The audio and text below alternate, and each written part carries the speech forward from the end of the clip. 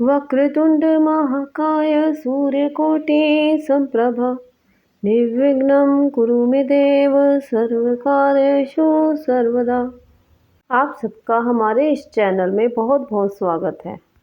गणेश जी को विघ्नहर्ता कहा जाता है। गणपति पूजन से सुहाग की लंबी उम्र का भी आशीर्वाद मिलता है। बुधवार के दिन गणेश पूजन के साथ ये कथा अवश्य सुने। भगवान श्री गणेश की पूजा हर पूजा से पहले की जाती है। महिलाएं खासकर अपने पति की लंबी आयु के लिए भगवान श्री गणेश की पूजा ज़रूर करती हैं। ऐसी मान्यता है कि भगवान श्री गणेश की पूजा करने से पति की लंबी आयु होने के साथ साथ ससुराल हमेशा खुशियों से भरा रहता है। वहाँ कोई भी दुख दरिद्रता कभी नहीं आती।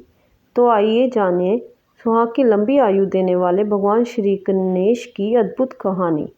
एक समय की बात है, एक भाई बहन रहते थे।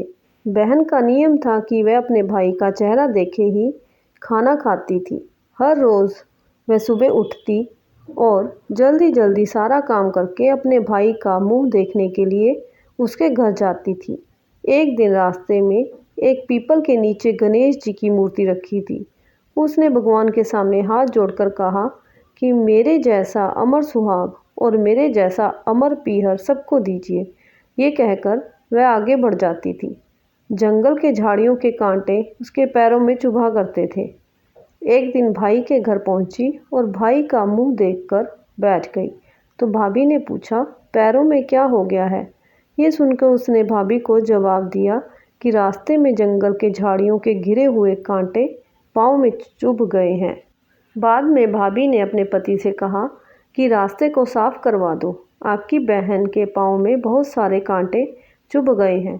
भाई ने तब कुल्हाड़ी लेकर सारी झाड़ियों को काटकर रास्ता साफ कर दिया, जिससे गणेश जी का स्थान भी वहाँ से हट गया।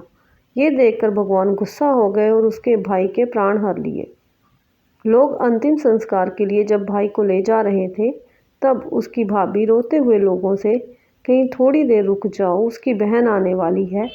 वह अपने भाई का मुंह देखे बिना नहीं रह सकती, उसका ये नियम है। तब लोगों ने कहा, आज तो देख लेगी पर कल कैसे देखेगी। रोज़ दिन की तरह बहन अपने भाई का मुंह देखने के लिए जंगल से निकली। तब जंगल में उसने देखा कि सारा रास्ता साफ किया हुआ है।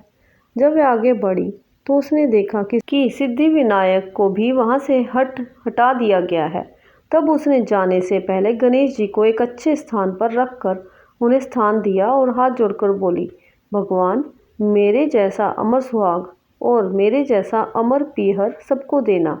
और फिर बोलकर आगे निकल गई।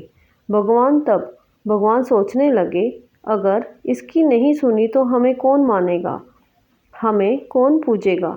तब सिद्धि विनायक ने उसे आवाज़ दी, बेटी इस खेजड़ी की 7 पत्तियां लेकर जा और उसे कच्चे दूध में घोलकर भाई के ऊपर छींटा मार देना, वह उठकर बैठ जाएगा। ये सुनकर जब बहन पीछे मुड़ी तो वहाँ कोई नहीं था।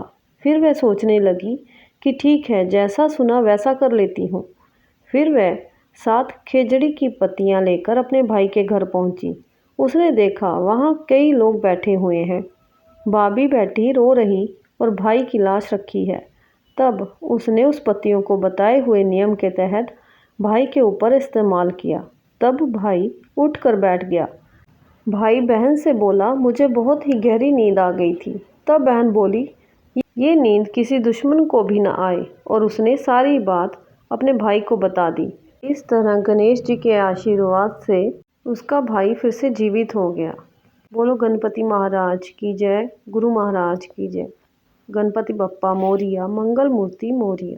अगर आपको ये कथा अच्छी लगे हो तो कथा और कहानियाँ सुनने के लिए हमारा चैनल सब्सक्राइब ज़रूर करें और बेल आइकन ज़रूर दबाएं, ताकि नई नई कहानियाँ और किस्से हमारे चैनल से आप तक पहुंच सकें। बोलो गणपति महाराज की जय।